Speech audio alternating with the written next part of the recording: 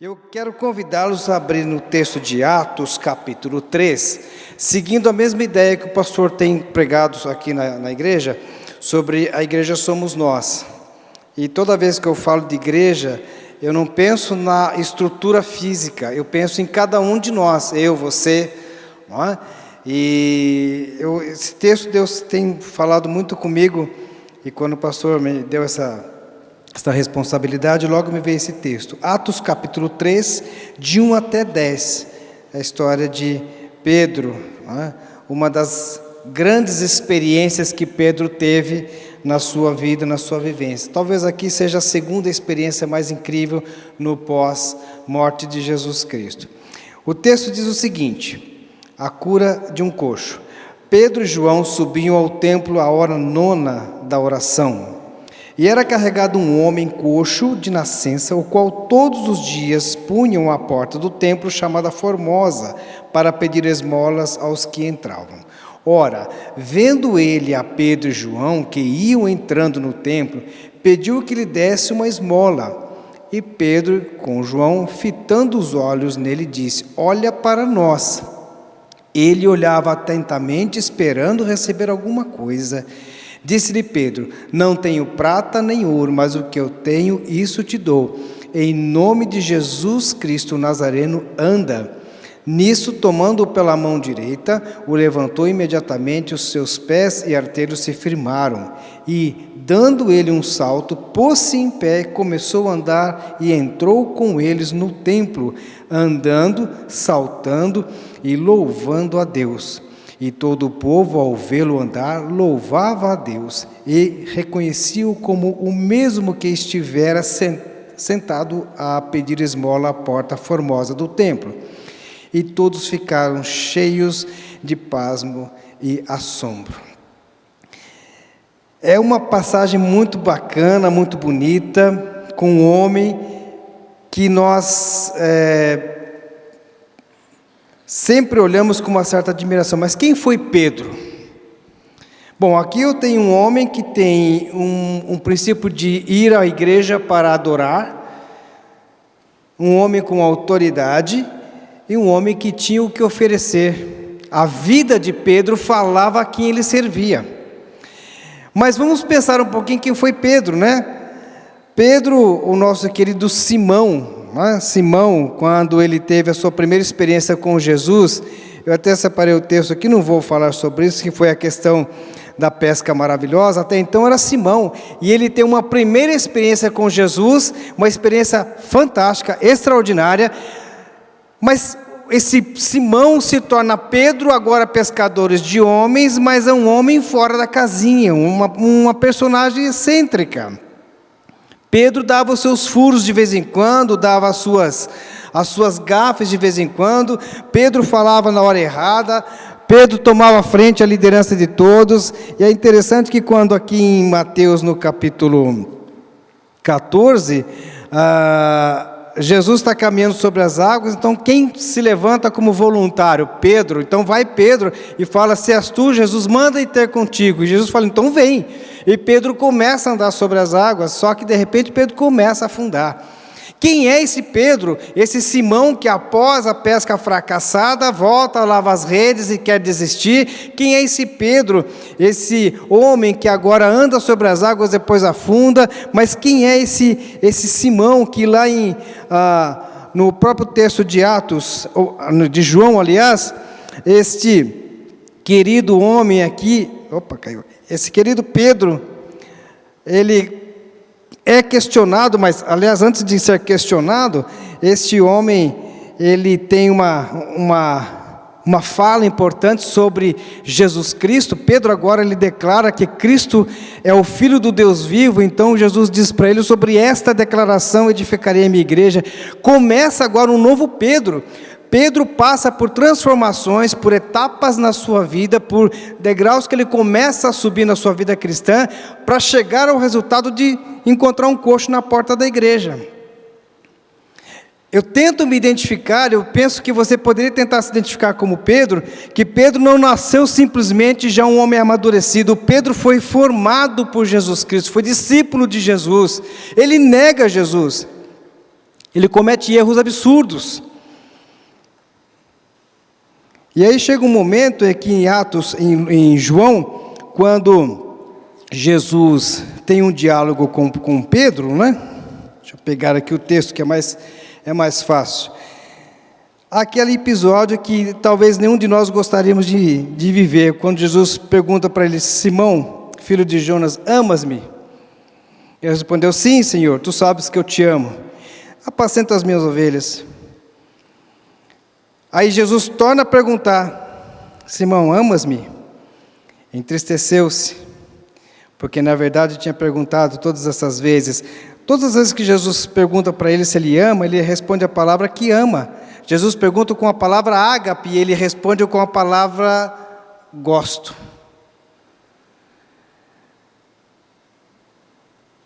Em outra ocasião, quando Pedro, que ainda não era convertido,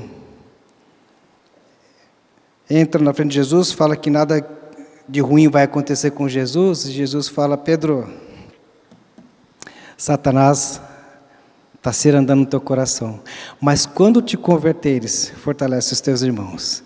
Então, irmãos, uma igreja que não é que vai nascer com Pedro, mas debaixo de uma declaração que esse homem dá. Pedro é uma peça fundamental na história da igreja, como todos nós somos peças fundamentais na história da nossa igreja, na história da igreja de Cristo no mundo. Então, quando eu olho para esse texto, eu vejo esse homem que durante toda a sua trajetória, na hora mais difícil de Jesus, ele dorme, não consegue vigiar, e quando Jesus é preso, é crucificado, esse homem traz Jesus, ele vai embora, abandona Jesus e deixa por isso mesmo. Depois ele volta e tem um novo encontro com Jesus. Jesus indaga a Pedro, mas Jesus olha com tanto amor para Pedro e sabia que Pedro, aquele homem que era pescador de homens, pescador de peixes, agora se tornaria um pescador de homens. E em Atos, no capítulo 2, nós vemos aqui a igreja crescendo, a descida do Espírito Santo, tudo aquilo acontecendo de forma maravilhosa, a igreja crescendo. Quem é o primeiro pregador? Pedro, no dia de Pentecostes.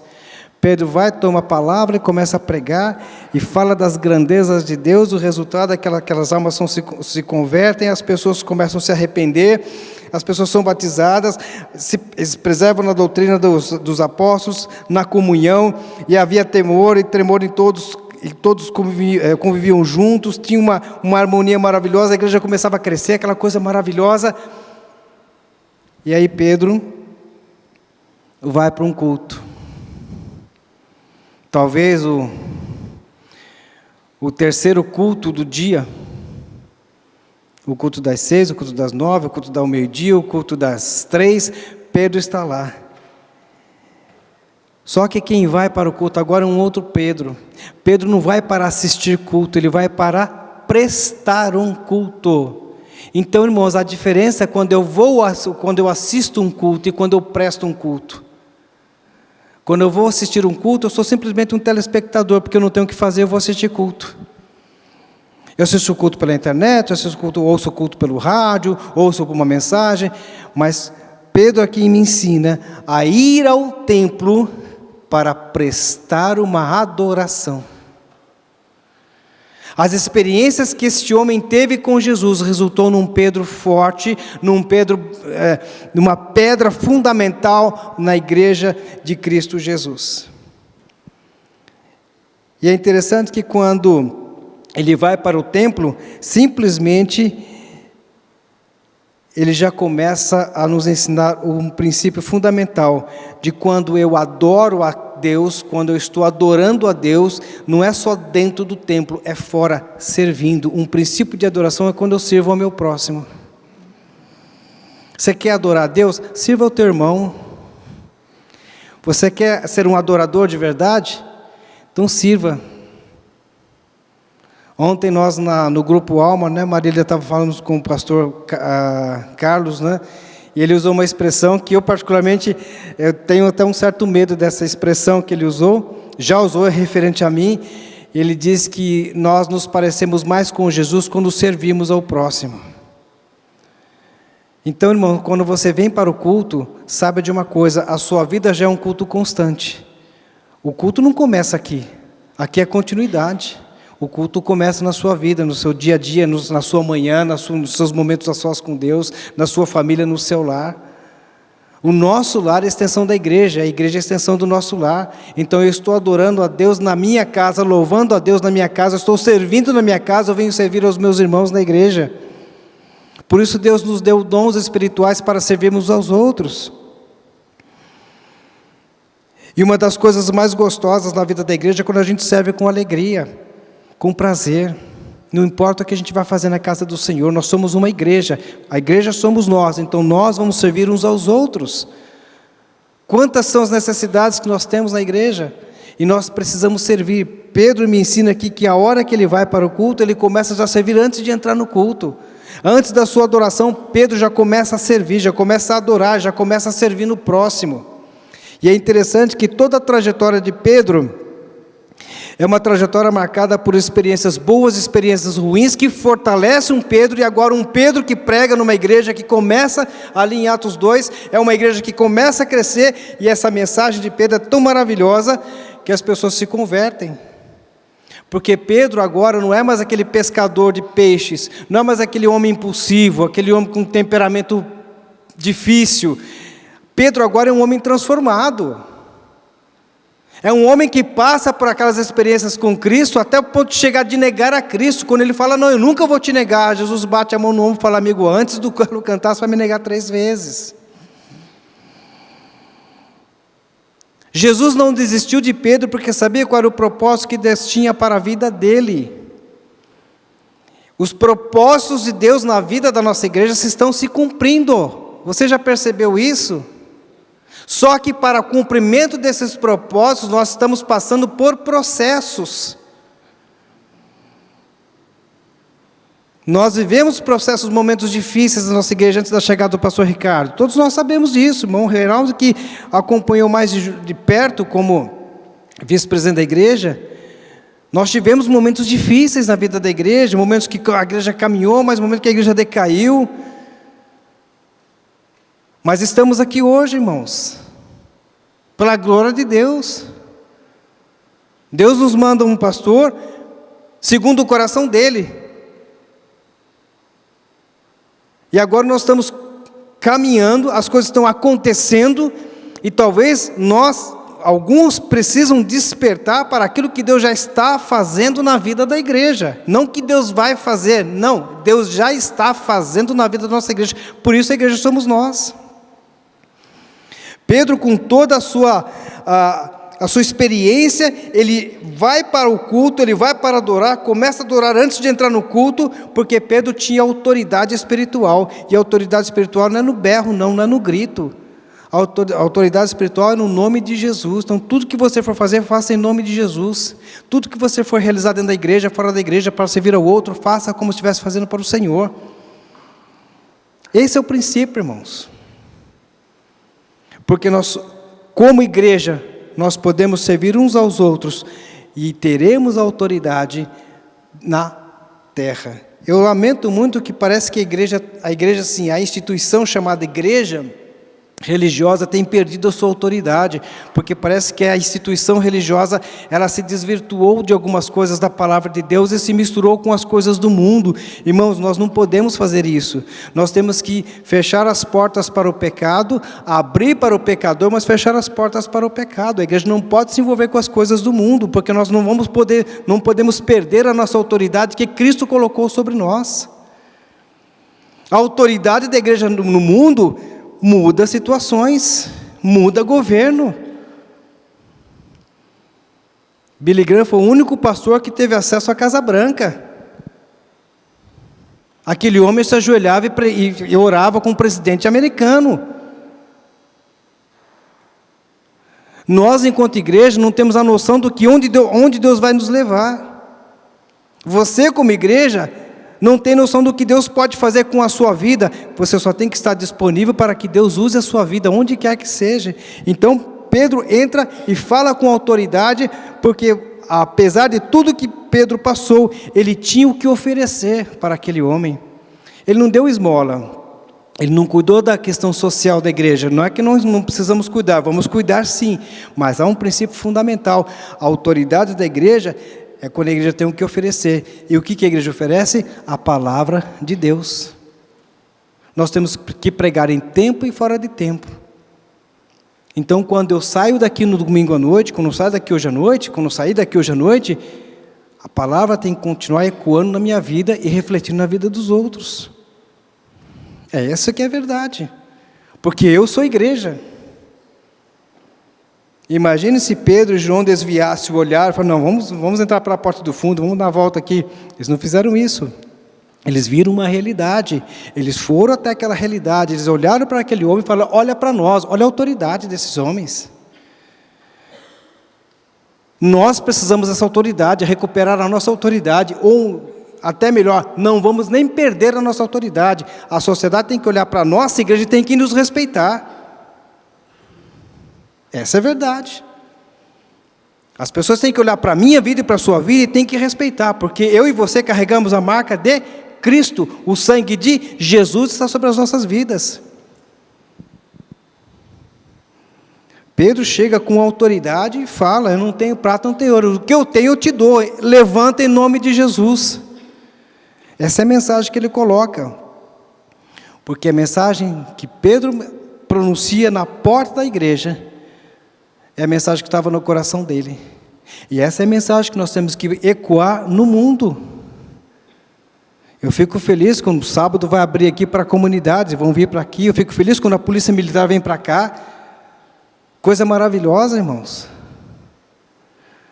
Outras portas estão se abrindo na vida da nossa igreja, Deus está abrindo portas para a nossa igreja, para a igreja continuar a crescer, porque a igreja já cresceu, e vai crescer muito mais. Pode escrever isso, e pode esperar, e pode se preparar, irmão. Porque quem está vindo lá de fora, quer encontrar gente aqui diferente. Gente de oração, gente de fé, gente de joelho em terra. É isso que Deus está preparando na nossa vida. O nosso descanso não é nesse mundo não, nós vamos trabalhar até o dia que a gente partir. E vamos continuar trabalhando, porque nós temos o que oferecer para essas pessoas. Os departamentos da igreja oferecem. Nós temos o Vargem que está lá, está oferecendo para aquela cidade, graças a Deus. E isso é a igreja, primeira igreja batista do Brás. Nós somos a igreja batista do Brás. Onde quer que a gente ponha os pés, nós estamos levando o nome de Jesus Cristo. Então as pessoas têm que olhar para nós e saber que vão receber alguma coisa importante, que é o nome de Jesus Cristo. O social vem depois, mas vão ouvir a palavra do Senhor. Então eu e você somos a igreja. A igreja que não para, a igreja que não tira férias, a igreja que não descansa. Então vamos seguir o exemplo de Pedro. Todas as experiências que Pedro passou foram boas, até as experiências ruins. Tem hora que a gente vai afundar, mas Jesus vai nos levantar. Tem hora que a gente vai falar uma bobagem, mas Jesus vai falar, não é bem por aí. Tem hora que a gente vai negar, Jesus vai nos abraçar. Porque Deus está formando uma primeira igreja batista do Brás diferente do que era há 30, 40, 50 anos atrás. Está renovando a nossa igreja. E a nossa responsabilidade é continuar sendo a igreja que Deus quer que nós sejamos. Igreja com adoração, com autoridade, e uma igreja que tem o que oferecer. Porque quem entrar por aquela porta não vai sair mais daqui. E a nossa vida tem que ser reflexo. Fica o desafio para nós essa noite. Seja reflexo, irmão. Irmã, seja reflexo de Jesus Cristo. Deixe que as pessoas vejam Jesus em você. E como disse um sábio, né? Pregue o evangelho, se possível use palavras. Que Deus nos abençoe. Bom? Fica o desafio. Vamos orar? Pai, nós queremos te agradecer. Queremos te louvar. Porque o Senhor nos trouxe aqui para te adorar. Queremos te agradecer pela tua palavra no nosso coração, porque nós estamos no Senhor e somos novas criaturas. Ó Pai, que a nossa luz, que é Cristo Jesus, brilhe para que todos vejam quem é a primeira igreja batista do Brás. Dá-nos um coração de acolhedor, um coração compassivo para receber aqueles que o Senhor está trazendo para a nossa igreja. Aqueles que hão de ser salvos. Ó Deus, dá-nos a maturidade cristã, Dá-nos as experiências que nós precisamos para que sejamos crentes verdadeiros no Senhor e para que todos olhem para nós e saibam que vão receber da nossa boca uma palavra de fé, de esperança e de conforto. Obrigado, Pai, por sermos a igreja que nós somos, porque o Senhor está mudando a nossa igreja, mudando a face da nossa igreja, mas está mudando cada um de nós. Continua essa mudança, Pai, mesmo que venha doer em nós, mas continua mudando, porque nós precisamos ser aquilo que o Senhor planejou que sejamos. Essa é a nossa oração e o nosso pedido, em nome de Jesus. Amém.